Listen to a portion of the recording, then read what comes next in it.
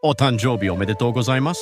Isto é japonês para parabéns. O Observador faz 12 anos e, em vez de bolo, oferecemos uma visita ao Japão com a Pinto Lopes Viagens. Assine por apenas 39,90€ e habilite-se a ganhar. 12 anos a escrutinar o poder, 12 mil quilómetros para celebrar. Assine hoje em observador.pt. Arigatou. Rádio Observador.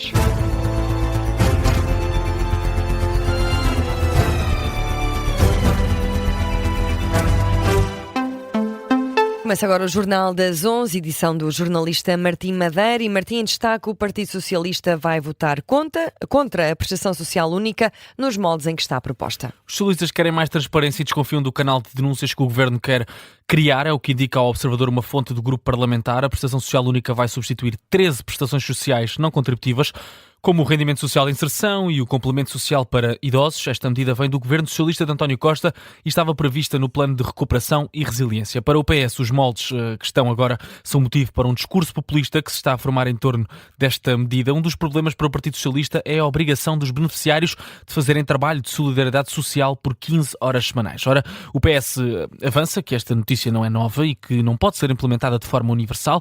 Os socialistas criticam também a falta de transparência do governo por não haver garantias do valor da prestação, nem de que não vai haver pessoas a receber menos ou a serem impedidas de vir a receber.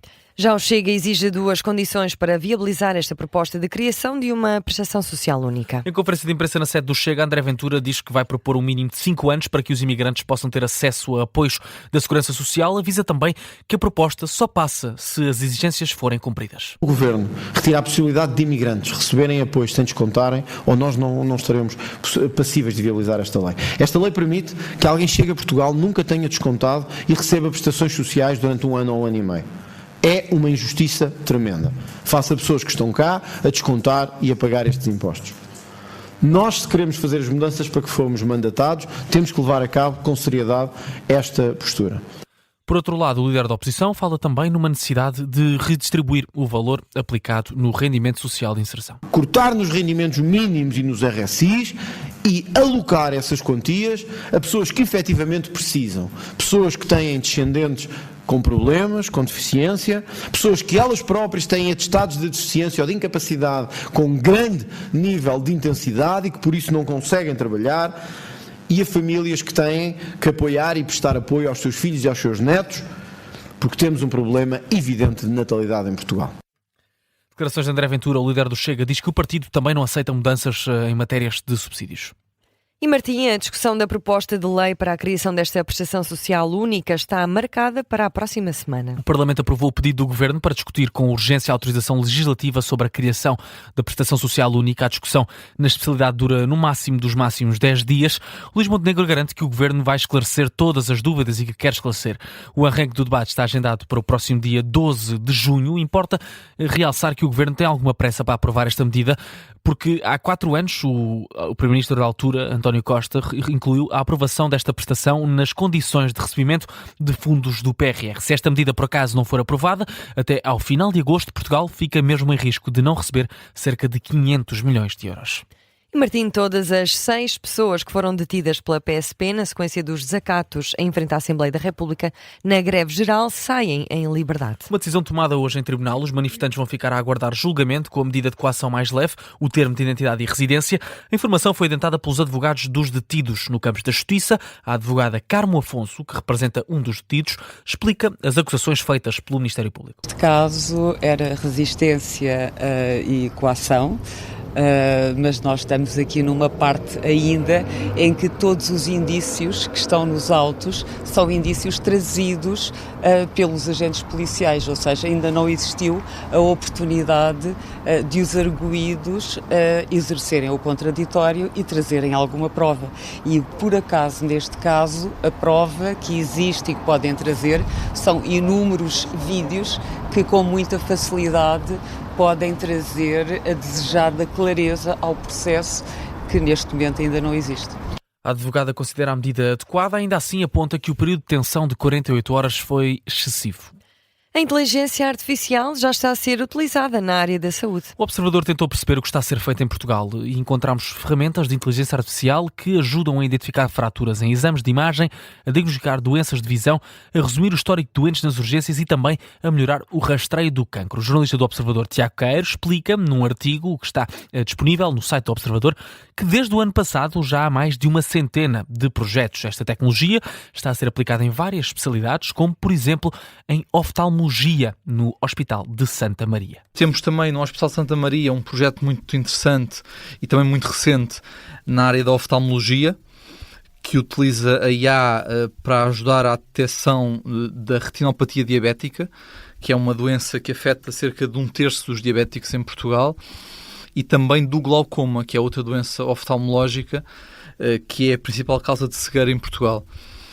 E, portanto, com apenas um exame, esta ferramenta de IA ajuda no diagnóstico e, no caso do glaucoma, falo com uma eficácia melhor até do que os médicos. O Serviço Nacional de Saúde está entusiasmado com esta nova tecnologia. No entanto, o bastonário da Ordem dos Médicos já veio alertar que a inteligência artificial deve ser encarada como uma ferramenta de apoio e que deve ser sempre utilizada com supervisão médica. E o bastonário deixa ainda um aviso aos utentes, porque nós sabemos que cerca de 40% da população portuguesa já utiliza a IA para esclarecer dúvidas sobre saúde. E o que a Ordem dos Médicos diz, através do bastonário, é que a IA não pode nem deve substituir o médico, no que diz respeito à experiência que o médico tem e também ao contacto humano, que é muito importante. As declarações do jornalista do Observador, Tiago Caeiro, que assina um artigo sobre este tema da inteligência artificial na saúde, que pode ler em observador.pt. E no desporto, a seleção portuguesa de futebol tem amanhã o primeiro teste para o Mundial. É um jogo amigável frente ao Chile. Roberto Martínez diz que não está preocupado com o resultado. É o primeiro de 2 jogos de preparação antes do Campeonato do Mundo. O primeiro vai ser no Estádio Nacional do Jamor, frente ao Chile. Depois, em Leiria, contra a Nigéria, no dia 10, dia de Portugal. O jogo contra o Chile é às 6h45 e o jogo da Nigéria é às 8h45. O selecionador nacional realça que a prioridade da partida de amanhã não é a vitória. Roberto Martínez diz que o jogo de amanhã serve mais para preparar especificamente o último jogo da fase de grupos contra a Colômbia. Elogia também os treinos e a dinâmica da equipa. Os treinos tiveram uma intensidade, a dinâmica de grupo é muito, muito boa e os adversários já têm aspectos dos adversários do Mundial. Com certeza que jogar contra o Chile é porque é uma equipa que tem um aspecto de duelos como a Colômbia, uma equipa sul-americana, mas depois aspectos nossos, de conceitos de tudo aquilo que precisamos de fazer com bola e sem bola. Esse bloco é muito mais individual e levar todos os jogadores ao melhor nível fisicamente e de clareza daquilo que eles precisam de fazer no relvado.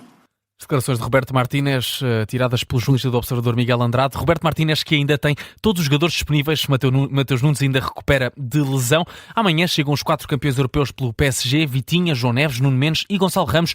A comitiva lusa voa para os Estados Unidos dia 12, isto porque Roberto Martínez quer adiar o máximo possível a viagem para as Américas. O primeiro jogo é frente à República Democrática do Congo, em Houston, no Texas. E agora, Martim, temos uma mão cheia de golos. A Seleção Nacional Feminina venceu a Letónia por 5-0. Jogo a contar para a qualificação do Mundial de Futebol Feminino de 2027 no Brasil. Golos só na segunda parte. Carolina Santiago abriu o marcador aos 47, Ana Capeta fez o segundo aos 54 e Kika Nazaré bisou na partida. A avançada do Barcelona marcou 2 golos em 2 minutos, aos 61 e aos 63. Dolores Silva acabou por fechar aos 84 com um golo de livre direto, um golo com um belo efeito. As navegadoras estão em primeiro do grupo 3 de qualificação para o Mundial do próximo ano. Portugal tem 15 pontos, mais 3 do que o segundo lugar. A Finlândia, que é também o próximo adversário. Basta um empate para a Seleção Nacional se classificar para os play-offs de acesso a este Campeonato do Mundo 2027, que se joga num dos países do futebol, o Brasil. E agora vamos ao habitual espaço de informação local. Vamos lá, amanhã a Câmara de Leiria reúne-se com o Ministro Adjunto e da Reforma do Estado no Encontro Nacional SEDES. A Associação com o Desenvolvimento Económico e Social vai realizar várias conferências em Leiria, nas quais se insere o ciclo de debates subordinados ao tema Pensar o Território, Descentralização do Estado, com a presença de Gonçalo Matias a partir das 10h30 da manhã. Amanhã também partem os veleiros do Caminho Português de Santiago à Vela, 2026, da Ria de Aveiro, em direção à Galiza. São 20 veleiros e pelo menos 80 nauta-peregrinos que seguem às 8 da manhã em direção à Galiza para recriar a viagem marítima do Translatio Jacóbio. A viagem deste Translatio Jacóbio começou no dia 22 de maio e terminou no dia 14 de junho em Santiago de Compostela. Amanhã em Lisboa desfila a Marcha do Orgulho LGBTQIA+, sob o tema Nem Silêncio Nem Medo, Existimos e Resistimos. A marcha arranca às 4h30 da tarde do Marquês de Pombal em direção ao Terreiro do Paço.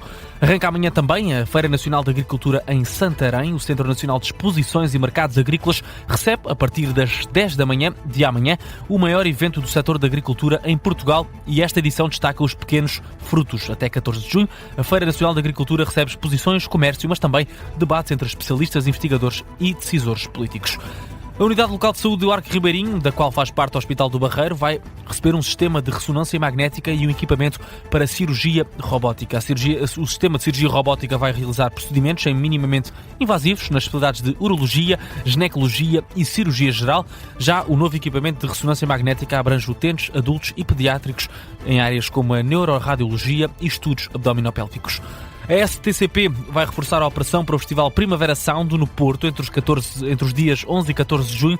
As linhas de autocarro 205, 500 e 502 vão ser reforçadas através do aumento da frequência e da utilização de viaturas de maior capacidade.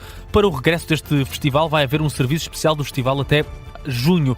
Até aos aliados, até às 4 da manhã, nas madrugadas de 11, 12 e 13 de junho, com frequência de 10 minutos. E no dia 14 de junho, o serviço vai funcionar até à meia-noite. E é o ponto final no Jornal das 11, edição do jornalista Martim Madeira.